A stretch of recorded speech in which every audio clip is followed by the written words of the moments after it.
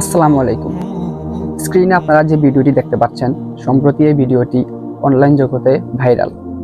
ভিডিওটিতে দেখা যাচ্ছে যে একজন মহিলা হাসপাতালে মৃত্যুবরণ করছে এবং মৃত্যুবরণ করা অবস্থায় সে কেমন ছটফট করছে সেটি আপনারা দেখতে পাচ্ছেন।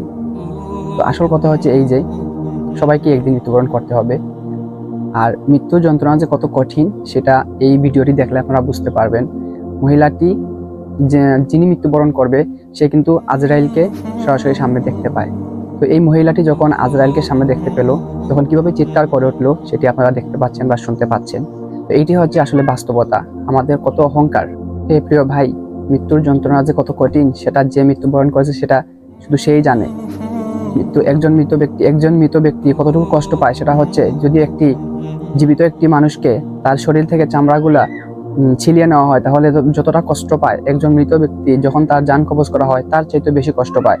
এবং এই সম্বন্ধে রাসূলুল্লাহ সাল্লাল্লাহু আলাইহি সাল্লাম বলেছেন, যে ব্যক্তি আল্লাহর ইবাদতে তার জীবনটা কাটাবে, তার সারাটা জীবন হবে আল্লাহর জন্য, সে একজন নেককার বান্দা হবে।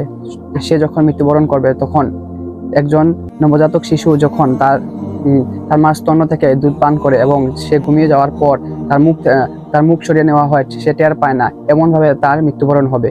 তো সবাইকে এই জিনিসটি মাথায় রাখতে হবে এবং সবসময় ভালো কাজ করতে হবে, আল্লাহর ইবাদত করতে হবে, আপনার জীবনটা হতে হবে আল্লাহর ইবাদত মশগুল।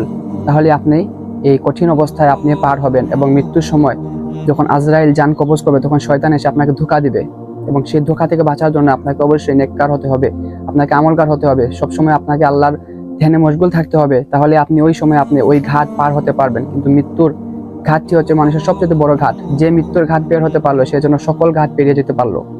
এই কথা মাথায় রেখে আপনাকে চলতে হবে, যে আপনার জিন্দগি কাটাতে হবে।